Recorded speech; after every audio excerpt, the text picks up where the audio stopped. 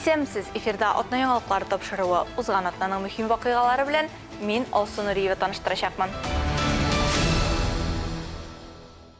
Ознакай районында яшь гаиләләрне торак белән тәэмин итү буенча дәүләт программасы уңышлы эшли. Шушы программа нигезендә муниципаль район башлыгы Марсель Шәйдуллин 2 яшь гаиләгә торак сертификатлар тапшырды.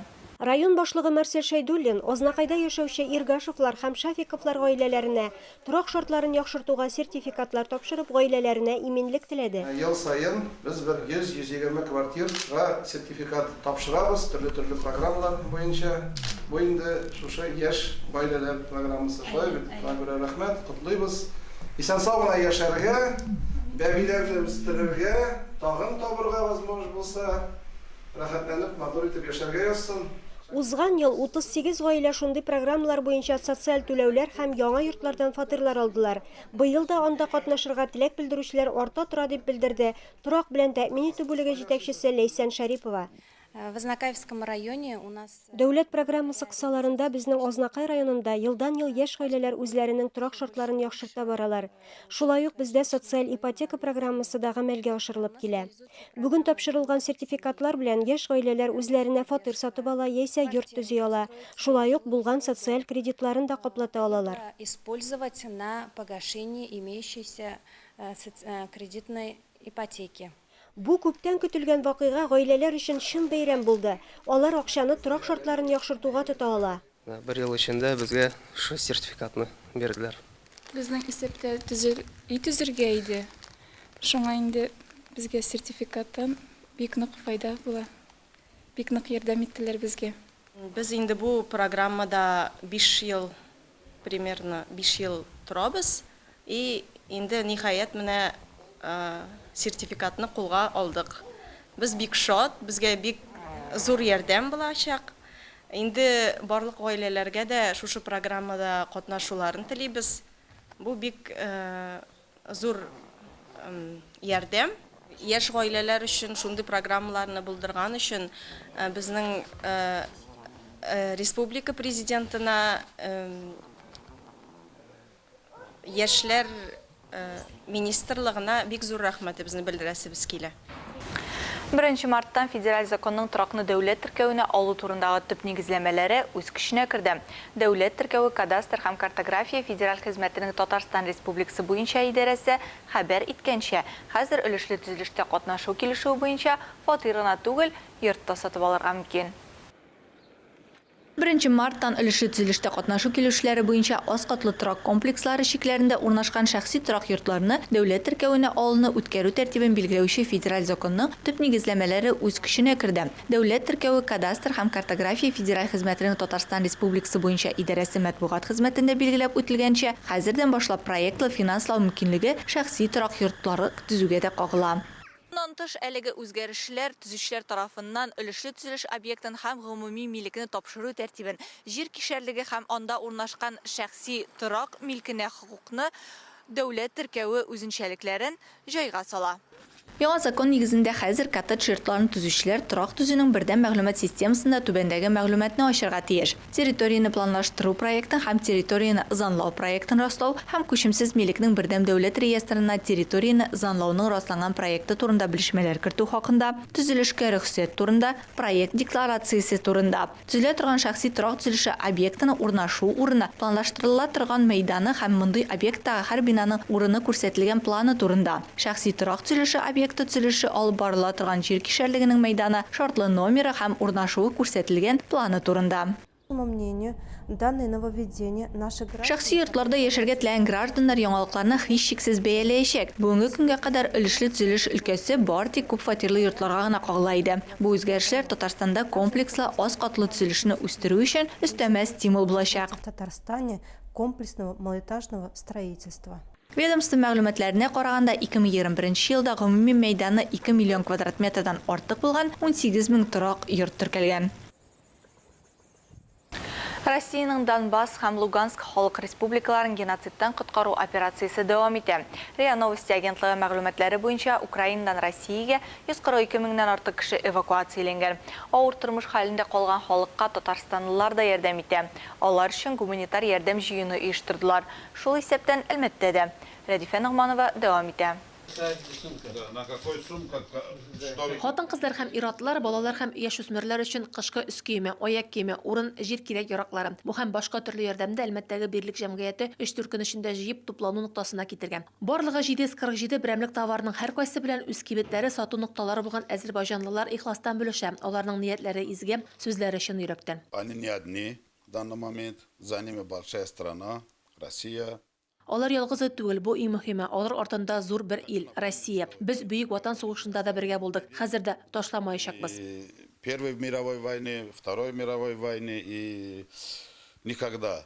Бирлек җәмгыяте җитәкчесе Фикрәт Ага Бакиров сүзләренчә, бүген Әлмәт районы территориясендә 700ләп әзербайҗанлы яши. Аларның 150се оешманың актив әгъзалары. Нинди генә чара булмасын, дин кардәшләребез беренчеләрдән булып ярдәмләшергә алына. Башкаларга ярдәм кирәк вакытта күрмәмешкә салышып узып китү безнең милләт вәкиле өчен ят күренеш, ди ул. С 2011 года мы очень много благотворительной работы. 2011 елдан бирле без хәйри акцияләрен Әлмәт районында да, республикада да күпләп оештырдык. Бу безнең күркәм гадәтләребезгә әйләнде. И сегодняшний день для нашего общины это благотворитель традиционный стал. Ил төкерсә күл була, ди халык. Гуманитар ярдәм җыюга чаң булуга ук Әлмәтле әзербайҗаннар бер йодрык булып чираттагы кабат берләштеләр дә башкаларга өрнәк күрсәтеп күчтәнешләрен төяп та куйдылар. Әлеге 17 төргәктә 1 миллион сумнан артык өр-яңа кием салым. Алар башлыча хатын-кызлар һәм балалар өчен әзерләнгән. Якын арада әлеге матди ярдәм үзләренең ияләренә барып җитәргә дә тиешләр. Безнең дөнья ничек карасаң да яхшылыкка нигезләнгән. Әгәр яхшылык булмаса, бу дөньяда тынычлык, дуслык, мәхәббәт сыман изге хисләр булмас иде. Бу рухи сыйфат һәрбер кешенең күңелендә булырга тиеш. Шулай дип, Дари Добро игелек бүләк ит фондында да уйлыйлар. Оешма ярдәмгә мохтаҗ кешеләргә шул исәптән балалар, картлар һәм инвалидлар йортлары, күп балалы һәм аз керемле гаиләләргә дә хәйрия ярдәме күрсәтә. Физик мөмкинлекләре чикле балалар зур ярдәм ала. Волонтерлар аларга яңа күнекмәләрен үстерергә, иҗади потенциалны ачырга һәм социаль хезмәттәшлек өчен мөмкинлекләр ача. Мы самое главное хотим показать, что эти особенные наши. Иң мөһиме Әлмәттә яшәүче һәм фондка кергән әлеге үзенчәлекле балаларыбызның барлык балалар сыман шундый ук матур булуын күрсәтергә телибез. Алар калган балалар кебек үк түгел. Биредә алар барысы бергә бер мәйданчыкта, барысы да бер-берсе турында кайгырталар һәм бу бик сөендерә. Все заботятся друг о друге, и это очень радует.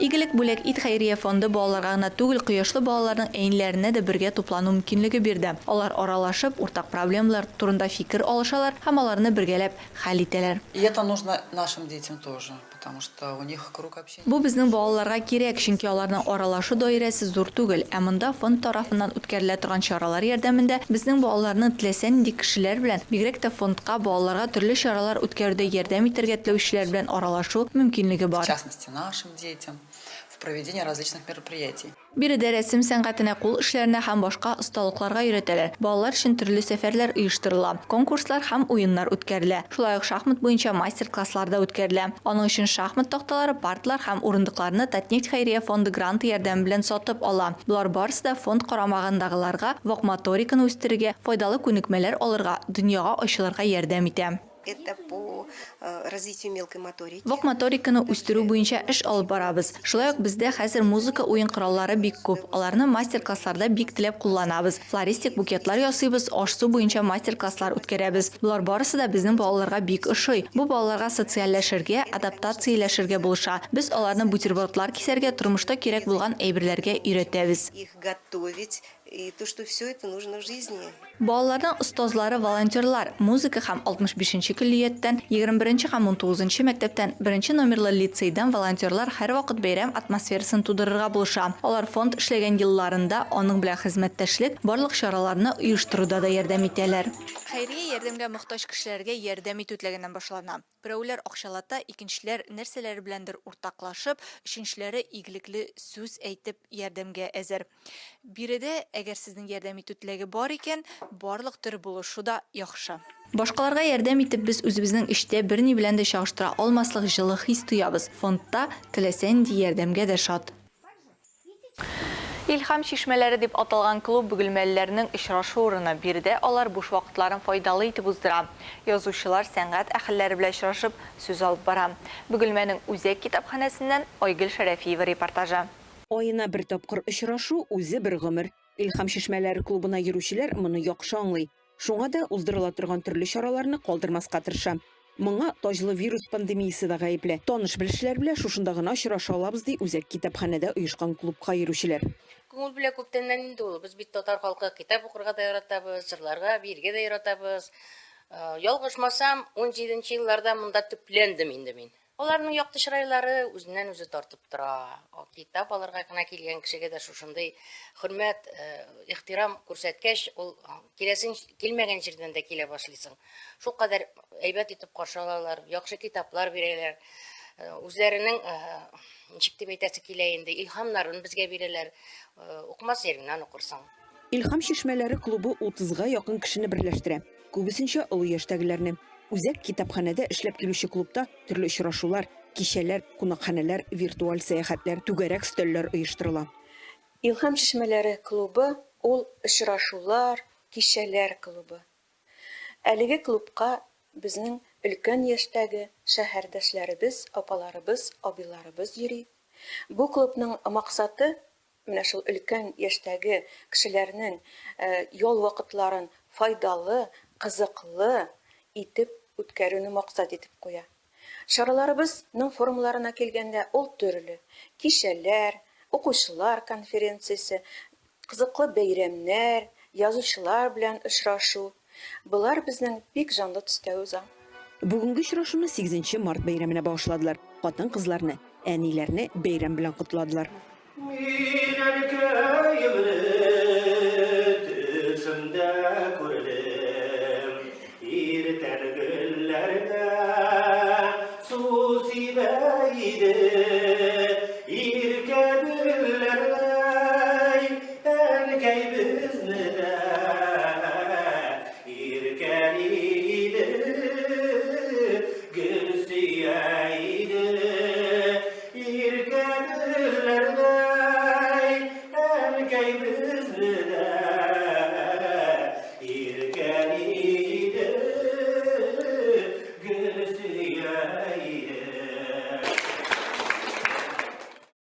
Әлмәттә парлы ралли спринт буенча Татарстанның көньяк көнчыгышының ачык чемпионаты булып узды. 7нче тапкыр Экстрим паркта уздырылган ретро автомобиль ярышларын безнең төшерү төркемендә күреп кайтты. Әлмәт Экстрим паркына җыелган автомобильләрнең ниндие генә юк. Чит ил машиналарыннан алып 60-70 елгы совет автомобильләре дә, Запорожец машиналары да бар. Руль артында яшь машина йөртүчеләрдән алып хатын-кызларга кадәр барысының да максаты бер – каршылыклы трассаны тиз арада үтү. Ул бит инде бик тә әһәмиятле вакыйга, һәм инде бик кызык та. Менә мин һәм инде менә чыгыш ясагында әйтеп киттем. Менә шушы егетләр, алар арасында кызлар да бар әле, шушындый машиналарны төзекләндереп һәм менә шушында килеп чыгышлар ясадылар. Шуның өчен менә аларга бик зур рәхмәт. Әлмәттә әлеге автоспорт ярышлары 16нчы тапкыр уздырылды. Әлмәт Рельсинг Клаб техник спорт клубы оештырган кышкы парлы ралли спринт ярышларында 70тән артык кеше катнашты. 58 машинада алар үзләренең көчен сынады. 7нче тапкыр Экстрим паркта үткәрелгән әлеге ярышлардан Киров өлкәсе, Азнакай районы һәм башка бик күп төбәкләрдән катнашучылар килгән. Ретро автомобильләр яратучылар бөтен республикадан шулай ук төрле төбәкләрдән җыелган иде. Башкортстан, Татарстанның 8 шәһәреннән килүчеләр бар. Экстрим паркта бу ярыш безнең 7нче мәртәбә үтә. Элекеге ярышлар безнең районнарда да үткәне булды. Безнең шәһәрнең ипподромында да 10 ел элек үткәрәдерик. Хәр инде монда күчтек. Бу площадка менә кыш көне снегоходта чабышлар беренче бара. Аннан соң инде машина гонкаларын оештырабыз. Рамил Гарипов автоузышларда 17 ел рәттән катнаша. Күршебез Азнакайда мондый ярышларны үзе дә оештыра. Мондый чаралардан көч алам ди ул. Бүгенге көндә менә 9 машина килдек. Бөтен класста да барбыз. Бик увлекательный спорт. Бер кирип китсәң, яңадан чыгып китә торган әйбер түгел. Азнакай егете Илнур Мәбәрәкшин ярыш минем өчен адреналин чыганагы булып тора ди. Әлеге спортта ул инде 5 ел. Күптән түгел генә Чиләбе өлкәсендә узган ярышларда беренче урынны алып кайткан. Үзебезнең гаражларыбыз бар, үзебез машиналарны җыябыз, җимерәбез, кире ясыйбыз. Ошо инде адреналин алабыз. Әлеге шулар, мин Алсу Нуриева һәм монтаж операторы Ленар Корбанов сезнең белән сау булашабыз. Киләсе очрашларга кадәр.